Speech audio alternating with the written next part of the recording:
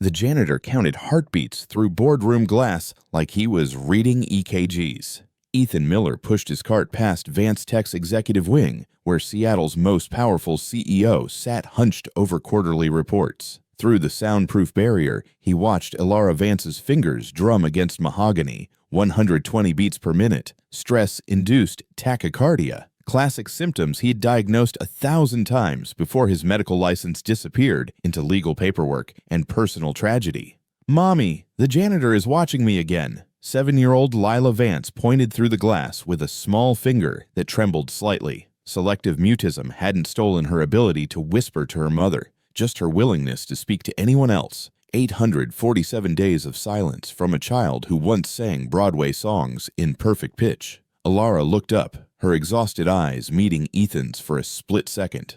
He continued mopping with methodical precision, folding his cleaning cloth into 3 perfect sections, each crease sharp enough to cut sutures. The CEO couldn't see past his navy coveralls and maintenance cart, couldn't imagine that hands now gripping industrial disinfectant once sutured infant arteries smaller than guitar strings. His phone buzzed against his hip. Text message from unknown number, 6 p.m., Riverside Cafe, everyone's waiting for you. The same cafe where he'd planned his first real date in 3 years. The same place where dozens of strangers would soon witness his complete destruction. But the billionaire had no idea her janitor was counting heartbeats. 7 floors below, Marcus Vance orchestrated the evening's entertainment from his corner office. His computer displayed multiple windows, encrypted group chat, bank transfer confirmations, and Riverside Cafe floor plans marked with red positioning dots. 23 Vance Tech employees, each promised a $5,000 performance bonus for their participation in Operation Cleanup.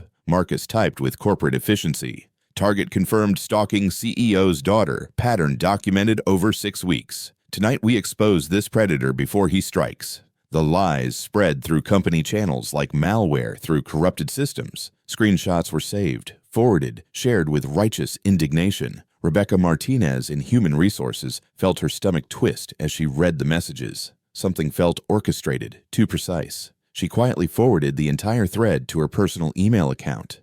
Insurance, she told herself, just in case. The click of a phone camera echoed from the building's main lobby, someone testing angles for optimal recording, equipment checks for a performance that would destroy an innocent man in real time while generating viral content. Marcus had studied the algorithms. Public humiliation videos averaged 2.3 million views when the target was a suspected child predator. "Sir," his assistant knocked on the door. The cafe manager confirmed receipt of the anonymous tip. Security cameras are positioned for clear sight lines. Marcus nodded, watching live feeds from 3 different angles. Table 12, perfect lighting, unobstructed view, close enough for quality audio pickup. The reservation was confirmed under Ethan's name, made using a spoofed phone number that would trace back to the janitor's work extension. Digital breadcrumbs leading to predetermined conclusions. Evidence manufactured with the same precision his pharmaceutical company used to create synthetic compounds. Phase 1 complete. Marcus typed to the group chat. Phase 2 initiates at 6 p.m. Remember, we're protecting children. By 6 p.m., everyone would know exactly who Ethan Miller was. But Ethan had already discovered who Marcus Vance really was. The supplement bottle sat locked in his car's glove compartment, the same container he'd retrieved from the executive kitchen's medical waste. Lot number 4, A7731B, manufacturing date March 15th. Polymer seals showing microscopic puncture marks from 18-gauge needles. Someone had been very careful, very patient, very professional. Duckbill pliers had left distinctive compression marks around the cap's threading, tool marks unique to surgical instrument sets, the same pliers used in pediatric procedures, now repurposed for something that would make any doctor's oath crumble into dust. Ethan's makeshift lab results were devastating. Systematic low-dose neurotoxin contamination designed to suppress cognitive function without triggering standard medical screenings. The dosage was calculated for a 40-pound child, administered daily through vitamin supplements that loving mothers gave without question. Marcus Vance wasn't just stealing company assets, he was poisoning his own niece. The centrifuge had finished spinning that morning, separating truth from lies in measured rotations per minute. Liquid chromatography doesn't fabricate evidence or manufacture conspiracies. It simply revealed what was already there. Artificial compounds designed to silence small voices permanently. Lila's medical records told their own story. Cognitive decline beginning exactly 14 days after supplement introduction, speech regression correlating directly with dosage increases, neurological symptoms that 4 specialists couldn't diagnose because they were looking for natural diseases, not synthetic warfare. In her playroom, Lila pressed broken crayons against paper with desperate force. The drawing showed 3 figures, a woman crying, a girl with no mouth, and a shadow reaching toward white pills arranged like tiny tombstones. Her stomach burned worse today, metallic taste coating her tongue like blood from bitten lips. She couldn't tell anyone about the bitter aftertaste or the way colors seemed dimmer after taking medicine. Words had been stolen along with trust, leaving only pictures that screamed what her voice couldn't say. What Ethan found in that bottle would shatter everything. The alarm clock's digital display read 5:47 a.m. when Ethan's eyes opened without need for its sound. His internal clock had been calibrated by years of pediatric emergency calls, the kind that came at dawn when small bodies fought hardest against whatever was trying to claim them. Now that precision served a different purpose, getting his 8-year-old son Tommy ready for school while maintaining the illusion that everything was normal. "Dad, you're doing the thing again." Tommy sat at their kitchen table watching Ethan arrange breakfast with surgical methodology. Toast cut into precise triangles, orange juice measured to exactly 6 ounces, vitamin supplements color-coded by nutritional content. Each item positioned with the same care Ethan once used to prepare sterile surgical fields. "What thing?" Ethan handed Tommy his lunchbox. Contents labeled with medical precision nutrition facts. Calorie counts calculated to support optimal childhood development. "The doctor thing. You're counting my chews." Ethan caught himself mid-assessment and smiled. 12 chews per bite was ideal for proper digestion, but 8-year-olds didn't need that level of monitoring. Most 8-year-olds didn't need fathers who treated breakfast like pre-operative protocols. "Sorry, kiddo. Just want to make sure you're getting enough fuel." Tommy leaned forward conspiratorially. "Is it because of the money thing?" The money thing. Past due notices stacked on Ethan's nightstand like accusations. Medical school loans, continuing education credits for a license he'd never use again. Legal fees from the malpractice suit that destroyed everything he'd built. Janitor wages barely covered rent, let alone the debt from his previous life. "We're doing fine," Ethan said, the lie tasting metallic on his tongue. He taught Tommy the breathing technique. 4 counts in, hold for 4. 4 counts out. Remember this if you get nervous at school, okay? Helps your brain stay calm when things feel scary. Tommy practiced the rhythm while Ethan packed his own lunch. Peanut butter sandwich, apple, thermos of coffee that would have to last 12 hours. The Mayo Clinic alumni newsletter lay hidden beneath unpaid bills, a reminder of colleagues who still saved lives while he scrubbed floors and emptied trash cans. "Dad?" Tommy's voice carried that particular weight children used when asking dangerous questions. "Are you sad about not being a doctor anymore?" The envelope marked final notice sat unopened on the counter, holding everything he'd lost. Numbers didn't lie, even when everything else did. Ethan spread the bills across his kitchen table after Tommy left for school. $847 past due on medical school loans, $1,200 for continuing education requirements he couldn't afford to skip, $3,400 in legal fees from the lawsuit that cost him everything except his son. His janitor salary covered $1,890 monthly after taxes. Basic mathematics revealed a future that grew darker with each passing week. The Washington State Medical Board's letterhead felt heavy in his hands. Official notification that his license suspension would become permanent revocation unless he completed remedial training within 60 days. Cost $15,000 for courses designed to rehabilitate doctors who'd made mistakes that killed patients. But Ethan's mistake hadn't killed anyone. His mistake had been trusting the wrong partner, believing signed contracts meant something, assuming that 10 years of spotless surgical record would outweigh one fabricated malpractice claim. Naivety was expensive in ways medical school never taught. His phone displayed 17 missed calls from collection agencies, each voicemail more threatening than the last. "Mr. Miller, this is your final opportunity to avoid legal action." The automated voices blended together like elevator music for the financially damned. The calculator showed brutal arithmetic. 67 weeks until complete financial collapse, assuming no emergencies, no missed work days, no unexpected expenses. Tommy's college fund had been liquidated months ago. The house would go next, probably before Christmas. Ethan opened his laptop to medical journals he could no longer afford to access, reading abstracts about pediatric treatment advances he'd helped develop but could no longer implement. His research on childhood neurological disorders had been cited 247 times in peer-reviewed publications. Now he mopped floors where other doctors made discoveries he'd never contribute to again. But children were still suffering from conditions he understood better than anyone currently treating them. Lila Vance's symptoms matched case studies he'd published 3 years ago, before the lawsuit, before the suspension, before his life became a cautionary tale about trusting the wrong people. The irony cut deeper than any scalpel. He had the knowledge to help, but not the legal authority to use it. Tommy had no idea his dad once saved lives. The silence in Ilara Vance's mansion echoed like cathedral emptiness at 3 a.m. She stood outside Lila's bedroom door, counting the seconds between her daughter's breaths through expensive soundproofing. 14 seconds, 15, 16. The gaps were getting longer, like Lila was forgetting how to exist in a world that demanded constant proof of life. 847 days since her daughter's voice disappeared. Ilara had documented each one in a leather journal that now filled 3 volumes, pages of desperate hope, followed by clinical observations, followed by financial calculations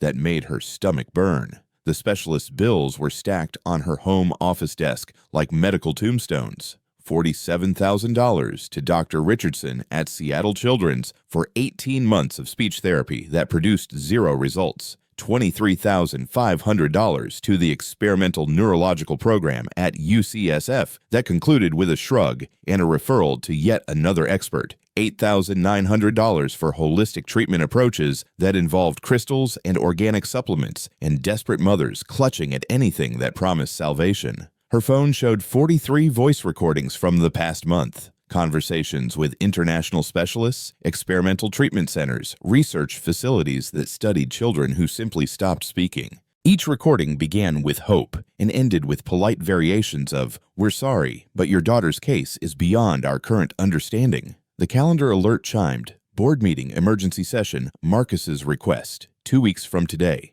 The notification made her chest tighten with familiar panic. The same feeling she'd developed whenever Marcus discussed company restructuring and fiduciary responsibility and Lila's future care needs. He meant well. Brothers-in-law always meant well when discussing how to manage assets during family crises. Ilara pressed her ear against Lila's door, listening for movement that might indicate dreams or nightmares, or any sign that her daughter's mind was still fighting whatever had stolen her voice. The medication bottle rattled softly as Lila shifted in sleep. The supplements Marcus had recommended 6 months ago when traditional medicine failed. European research, he'd explained, specially formulated for children with selective neurological presentations. The silence where laughter should be was killing them both. Marcus Vance studied financial projections on his private computer screen, like a chess grandmaster calculating endgame scenarios. The documents spread across 3 monitors told a story of careful orchestration. Lila's medical trust fund, currently valued at $47 million,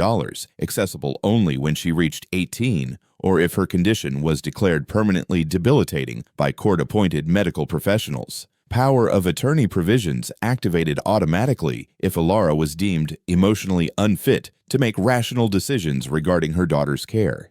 His handwriting filled the margins of Lila's supplement schedule. Dosage adjustments correlated with upcoming board meetings. Concentration increases timed with Ilara's performance reviews. The pharmaceutical knowledge from his chemistry PhD served purposes the university never intended. The phone call came at exactly 4:17 p.m., as scheduled. "How's our little angel today?" Marcus asked, his voice carrying practiced concern that fooled everyone except the digital recorder automatically archiving all company executive communications. "She's getting worse," Ilara whispered through the speaker. "The new dosage isn't helping. Maybe we should try a different approach.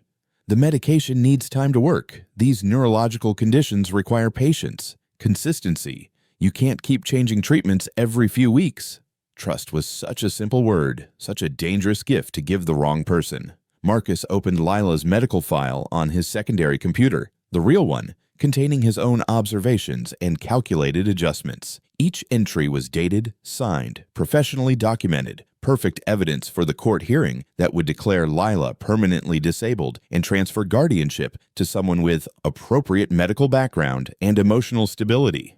The artificial strawberry flavoring masked the bitter compounds perfectly. Child-friendly packaging made daily administration seem like vitamins instead of systematic cognitive suppression. Loving mothers never questioned medicine that promised hope. The uncle who claimed to love her was counting on her silence. The reservation confirmation email looked perfectly legitimate until it wasn't. Ethan arrived at Riverside Cafe 15 minutes early, the nervous habit of a man who'd learned that punctuality might be the only thing he could still control. The hostess checked her computer screen twice, her expression shifting from professional courtesy to suspicious confusion. "I'm sorry, but we don't have a reservation under Miller for tonight. I received confirmation yesterday." Ethan showed his phone screen, the automated response clearly displaying Table 12, 6 p.m., party of 2. The hostess typed rapidly, her manicured nails clicking against the keyboard like tiny hammers. "Sir, our system shows that reservation was canceled at 4:30 this afternoon. The request came from your phone number." Behind them, conversations quieted as other diners began to notice the disturbance. Smartphones appeared like black mirrors, angled for perfect recording angles. Someone laughed, a sharp sound that carried too much anticipation. "I never canceled anything," Ethan said, his voice steady despite the growing audience. The hostess's smile became razor-thin. "Perhaps your date decided not to come after all." Her emphasis on the word date carried implications that made nearby tables lean forward with sudden interest. The hostess's smirk should have been his first warning. Table 12 was occupied by a woman in her 30s, nervously checking her phone with increasing frequency. When Ethan approached, her reaction was immediate and theatrical. "Oh my God, you're actually here!" She stood abruptly, her chair scraping against hardwood with deliberate noise. "I can't believe you thought I'd actually go through with this. I think there's been a mistake." "A mistake?" Her voice rose to carry across the restaurant. "The mistake was thinking I wouldn't find out about your preferences."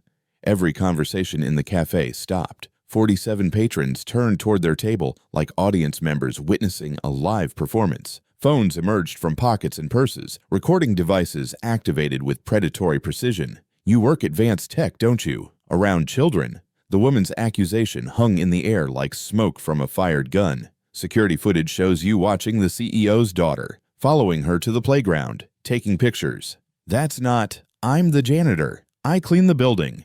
Ethan's explanation sounded weak even to his own ears. The janitor who just happens to know exactly which playground she visits, which ice cream shop she likes. The woman stepped backward, performing fear for the cameras. "Stay away from me. Stay away from all children." She grabbed her purse and rushed toward the exit, but not before dropping a manila envelope on the table. Photos spilled across white tablecloth. Images of Ethan emptying trash near the executive wing, walking past the children's play area, existing in spaces where fathers and janitors weren't supposed to intersect. The cafe erupted in whispered accusations and camera clicks. Videos were already uploading to social media platforms with hashtags that would trend within hours. 47 people watched him beg for forgiveness he didn't owe. The bathroom door swung shut behind Ethan as he escaped the stairs and recording devices, his hands shaking as he splashed cold water on his face. Through the thin walls, he could hear animated conversations about predators hiding in plain sight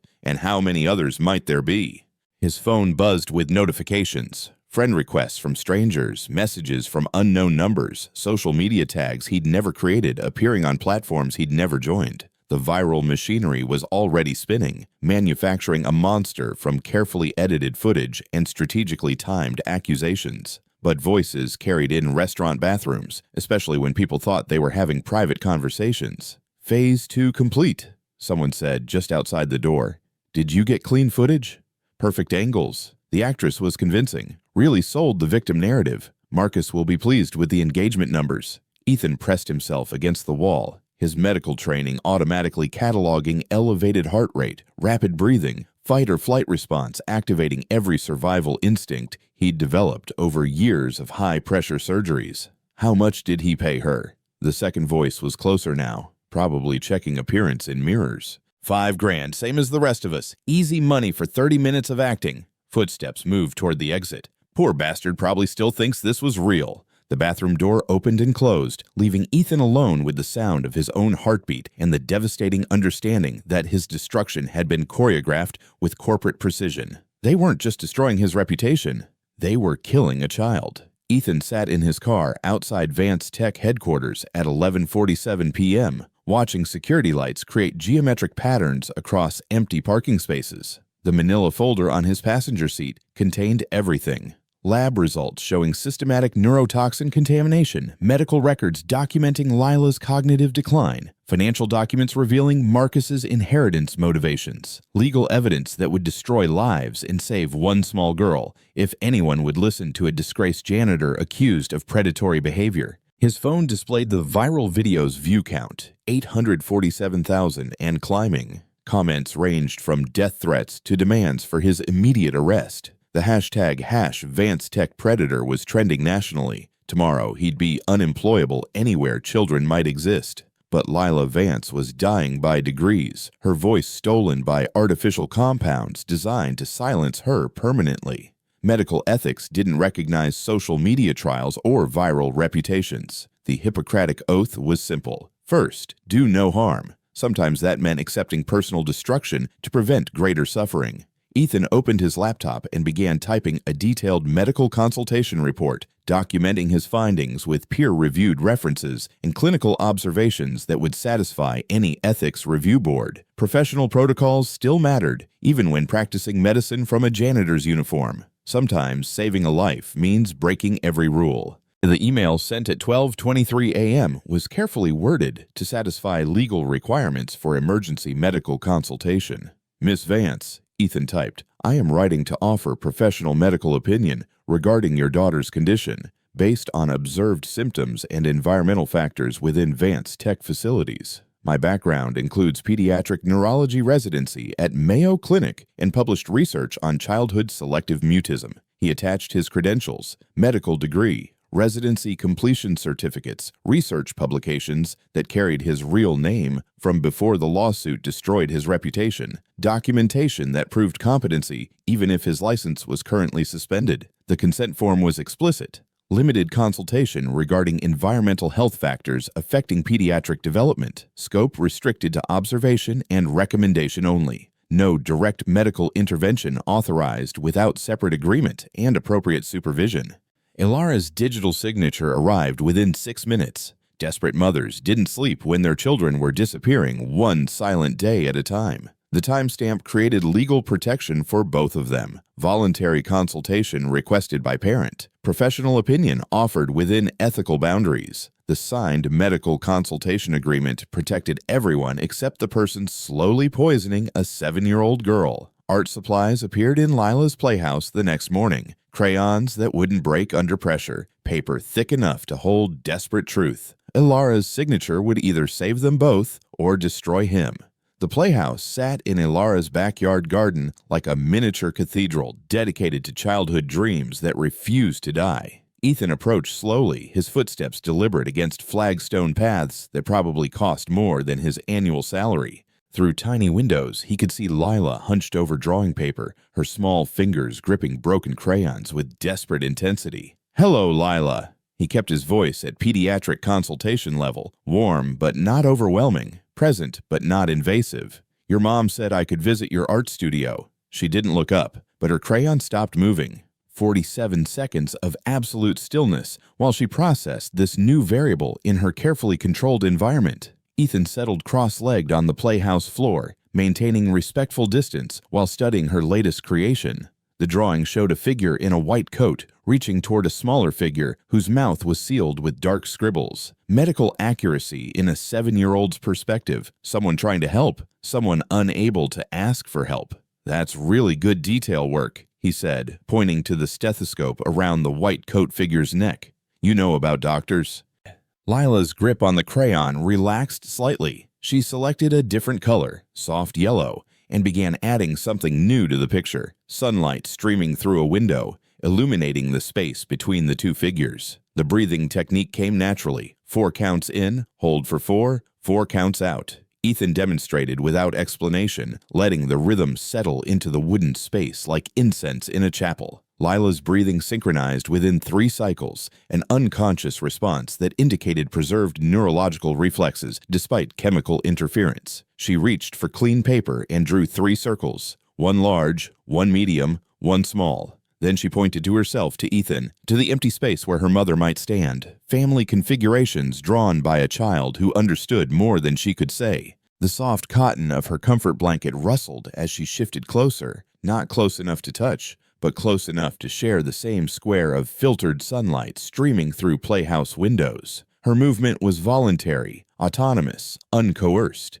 Eye contact lasted exactly 47 seconds this time. Long enough for Ethan to see intelligence burning behind silence, fear mixed with desperate hope, a small person fighting against forces too large and sophisticated for adult comprehension. The smile lasted exactly 3 heartbeats, but it changed everything. The wooden playhouse became a sanctuary where truth could be drawn instead of spoken. Ethan arrived each afternoon at 3:30 p.m., carrying art supplies that wouldn't break under pressure and patience, calibrated by years of pediatric practice. The sessions followed protocols he'd developed at Mayo Clinic for traumatized children. No forced interaction, no artificial deadlines, just consistent presence in a space designed for safety. Lila's drawings evolved like medical charts documenting recovery. Day 1, stick figures with sealed mouths. Day 3, figures with hands reaching toward each other. Day 7, a small person sleeping peacefully while a larger figure stood guard nearby.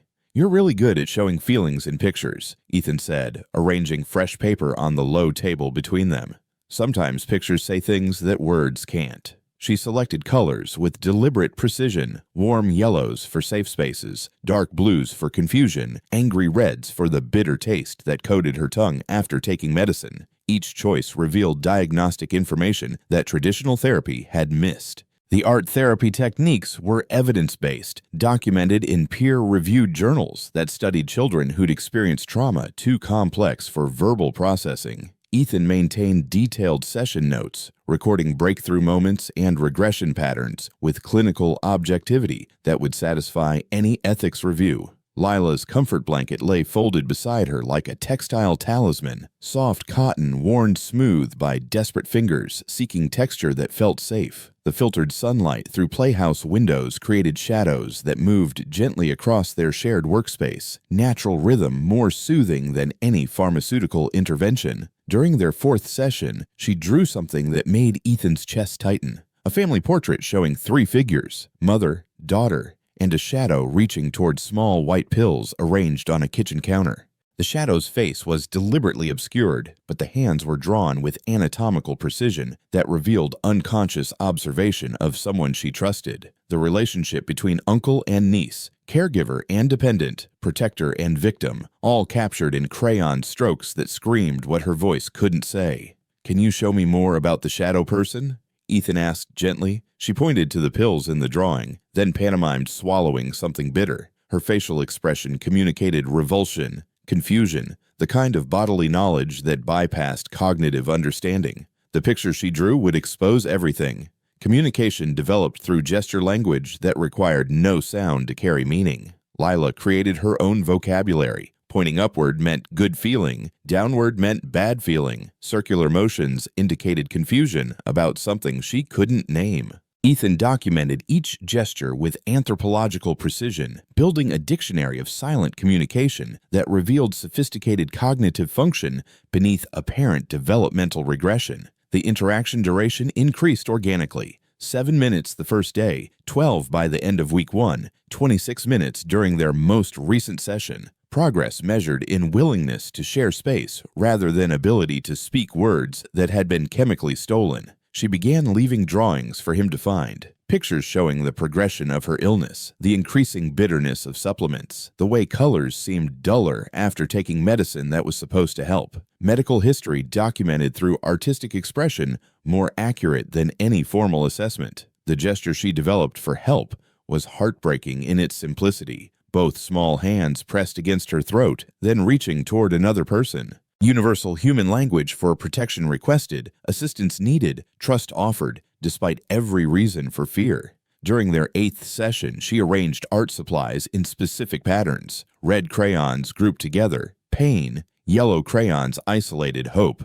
Broken pieces scattered around white paper, confusion. Environmental storytelling that revealed sophisticated understanding of cause and effect. Ethan introduced breathing exercises disguised as art activities, blowing bubbles to create texture on wet paint, deep exhales to cool hot wax from melted crayons. Respiratory therapy packaged as creative play, restoring natural rhythms disrupted by chemical interference. The whisper-soft sound of paper rustling accompanied each drawing, background soundtrack to healing that required no words. Fresh crayon scent mixed with afternoon sunlight created sensory associations with safety, creativity, autonomous choice in an environment designed around her needs rather than adult convenience. She pointed to the drawing and mouthed one word, help. The emergency board meeting agenda arrived in Ilara's inbox at 6:47 a.m. on a Tuesday that felt like the beginning of the end. Vance Tech Board of Directors, emergency session November 28th, 2 p.m. The subject line read, 14 days notice, exactly the minimum required by corporate bylaws for votes involving executive leadership changes. Marcus had calculated the timing with pharmaceutical precision. Ilara scrolled through the proposed agenda items, each line item designed to strip away her authority piece by methodical piece. Review of CEO performance during family crisis. Assessment of executive decision-making capacity. Consideration of interim leadership transition. The corporate language was sterile as surgical instruments, but the intent was clear. Remove the grieving mother whose judgment had been compromised by personal tragedy. Install leadership capable of making rational decisions about company direction and family assets. Her hands shook as she forwarded the email to her corporate attorney, adding a single line. They're taking everything. The security badge access log showed Marcus had been in the building until 11:30 p.m. the night before, scanning into laboratories and storage areas that had nothing to do with his CFO responsibilities. Electronic breadcrumbs leading to questions no one was supposed to ask. But digital surveillance worked both ways. Every badge swipe was time-stamped, geotagged, archived in cloud servers that Marcus couldn't access or delete. Evidence accumulating automatically while he focused on orchestrating Ilara's removal. The pediatric ward's wall clock ticked through empty hallways where Ethan mopped floors and listened to executive phone calls through thin conference room walls. Time was becoming a weapon aimed at everyone who couldn't afford to waste it. Marcus had given them exactly 14 days. Ethan's makeshift laboratory occupied the basement storage room where broken office equipment went to die. The centrifuge hummed at 3,400 revolutions per minute, separating truth from lies in measured rotations that reminded him of better days when his research might have saved hundreds of children instead of just one. Liquid chromatography equipment borrowed from a friend at University of Washington produced results that would hold up in criminal court. Systematic contamination designed to suppress cognitive function without triggering standard medical screenings. The test results printed on letterhead that carried more authority than his current janitor's uniform. Comprehensive analysis of pharmaceutical contamination in pediatric supplement samples. 17 pages of technical data that proved Marcus Vance was slowly murdering his own niece. Chemical signatures matched compounds used in experimental neurological research, substances that required PhD-level knowledge to synthesize and MD-level understanding to administer safely. This wasn't random poisoning. This was precision warfare against a 7-year-old's developing brain. Ethan's friend, Dr. Sarah Kim, had run the tests without asking questions that might compromise her own medical license. Professional courtesy between colleagues who understood that sometimes saving children required operating outside normal channels. These concentration levels. Sarah's voice carried the same disbelief Ethan had felt when first seeing the results. Someone with serious pharmaceutical knowledge designed this. The dosage calculations are too sophisticated for amateur poisoning. The fluorescent lab lighting cast harsh shadows across evidence that could destroy a corporate dynasty and restore a small girl's voice. But evidence meant nothing without credibility, and Ethan's reputation had been systematically demolished by the same person whose crimes they were documenting. The numbers don't lie, but would anyone believe them? The Vance Tech boardroom felt like a courtroom designed by architects who understood that justice required theater. Marcus Vance stood at the head of the mahogany conference table, financial projections glowing on wall-mounted screens that showed company performance metrics declining in direct correlation with Ilara's emotional instability. 14 board members sat in leather chairs worth more than most people's cars, their faces carefully neutral as they prepared to vote on removing a CEO whose only crime was loving her daughter too much. "Gentlemen, ladies," Marcus began, his voice carrying the practiced authority of someone who'd rehearsed this moment for months. "We're here because difficult decisions can't be postponed indefinitely." The insurance documents spread across the table told their story in actuarial language. $47 million in medical trust funds that would transfer to appropriate guardianship upon determination of Lila's permanent disability. Corporate policies that protected shareholders from executives whose judgment had been compromised by ongoing family crises. Ilara sat at the opposite end of the table, her hands folded over manila folders that contained evidence she wasn't supposed to possess. Lab results, medication schedules, financial records that painted her brother-in-law as something monstrous wearing a family member's face. But Marcus had prepared for her desperation. The boardroom's camera system was recording everything, official documentation of her erratic behavior, and unfounded accusations that would justify transferring control to someone with appropriate medical background and emotional stability. The nervous sweat on his palms betrayed confidence that his voice projected perfectly. Marcus had one final card, and it was deadly. Ilara stood slowly, her movement calculated to project strength she didn't feel. "Before we vote," she said, placing the first folder on the table, "I think you should see what my daughter's medicine actually contains." The liquid chromatography results spread across mahogany like medical gospel. 17 pages of technical analysis that proved systematic neurotoxin contamination designed to suppress cognitive function without triggering standard medical screenings. Lab certification stamps, peer review signatures, chain of custody documentation that would satisfy criminal court requirements. "These compounds," Ilara continued, her voice gaining strength with each technical detail, "require PhD-level chemistry knowledge to synthesize. The dosage calculations are precisely calibrated for a 40-pound child's metabolism." Board member Patricia Hendricks leaned forward, studying the chemical formulas with the focused attention of someone who'd spent 30 years in pharmaceutical development. "These aren't naturally occurring substances. Someone manufactured this contamination." The timeline correlation appeared on the wall screen, Lila's supplement schedule overlaid with her cognitive decline markers, speech regression patterns, neurological symptom progression. Every data point confirmed deliberate poisoning disguised as loving medical care. "The manufacturing date on the supplement bottle is March 15th, Ilara said, producing the evidence container with its distinctive duck bill pliers marks around the cap threading. "Security footage shows only one person accessing the executive kitchen's medical storage during the 12 hours before this bottle appeared in my office. The security badge access log projected on the secondary screen showed Marcus's entry at 11:47 p.m. on March 14th, scanning into areas that had nothing to do with his CFO responsibilities. Digital breadcrumbs leading directly to pharmaceutical crime.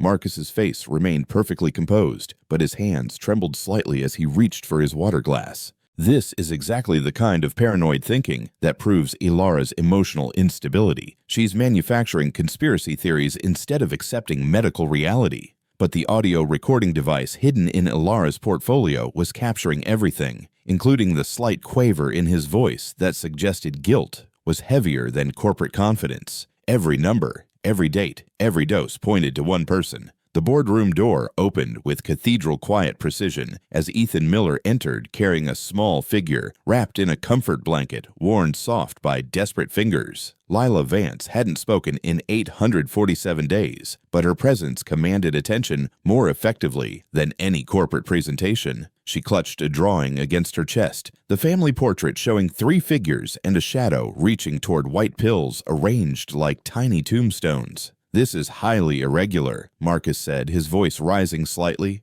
"Children have no place in corporate governance." "She has every place here," Ethan replied, settling Lila into the chair beside her mother with gentle movements that spoke of pediatric training. "Since she's the victim, you've been slowly murdering." The courtroom stenographer's fingers moved across her keyboard, creating official record of testimony that would follow Marcus Vance into criminal proceedings. Every word documented with timestamp precision that corporate lawyers couldn't challenge or suppress. Lila spread her drawing on the mahogany table, her small fingers pointing to details that adults had missed for months. The shadow figure's hands showed anatomical precision, surgical scars barely visible on fingers that had handled medical equipment. The pills were drawn with pharmaceutical accuracy that revealed unconscious observation of contamination procedures. "She watched you," Ethan said quietly. "Children see everything adults think they're hiding."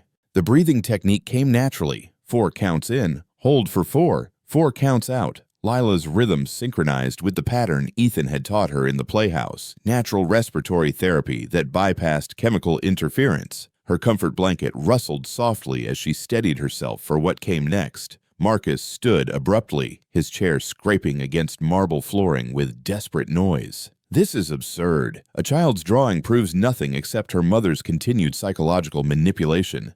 "Uncle Marcus hurt me." The words fell into boardroom silence like stones dropped into still water, creating ripples that would spread far beyond corporate walls. 3 words from a 7-year-old's mouth, spoken clearly enough for court transcription, recorded by audio devices that would preserve her testimony forever. Lila's voice was smaller than whispers, but stronger than any pharmaceutical compound designed to silence small people permanently. "The medicine tastes like metal. Makes me forget words. Uncle Marcus says it helps, but it hurts."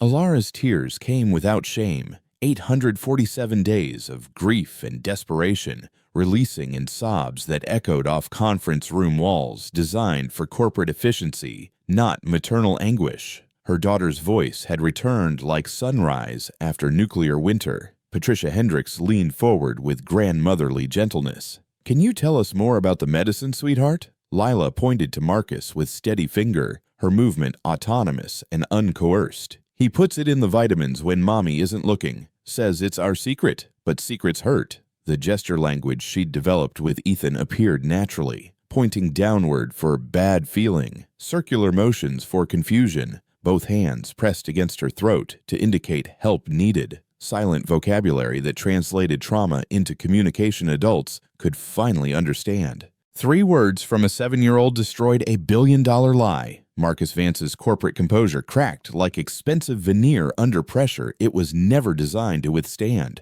"She's a sick child!" he screamed, slamming his palm against mahogany hard enough to rattle water glasses. "Her mind is damaged. You can't trust anything she says." But the audio recording captured every syllable of his breakdown, preserving evidence that would play in criminal court, while defense attorneys struggled to explain why an innocent man would react with such desperate violence to a child's testimony. The medication was prescribed by specialists, Marcus continued, his voice rising to frequencies that made board members lean away from his obvious desperation.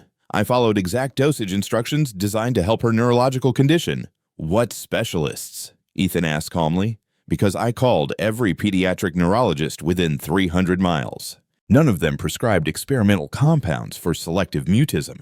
None of them have any record of treating Lila Vance." The lies were unraveling with surgical precision, each fabrication exposed by medical professionals who understood that treating children required documentation, oversight, ethical review boards that Marcus had never consulted. Patricia Hendricks consulted her tablet, cross-referencing pharmaceutical databases with professional licensing boards. "These compounds aren't approved for pediatric use anywhere in North America. Manufacturing requires specialized laboratory equipment and controlled substance licenses. I have a chemistry PhD from 30 years ago," Ethan interrupted. "Before you specialized in corporate finance instead of patient care, before you decided that murdering children was more profitable than helping them." Marcus's confession came in fragments of rage and justification. She was supposed to recover eventually, after the trust fund transferred, after Ilara proved incompetent. Just temporary cognitive suppression. Security footage from the boardroom would show 13 corporate executives watching a pharmaceutical executive admit to poisoning his own niece, while court stenographers documented every word for criminal prosecution. Digital evidence that Marcus couldn't delete, suppress, or explain away. The monster finally showed his true face.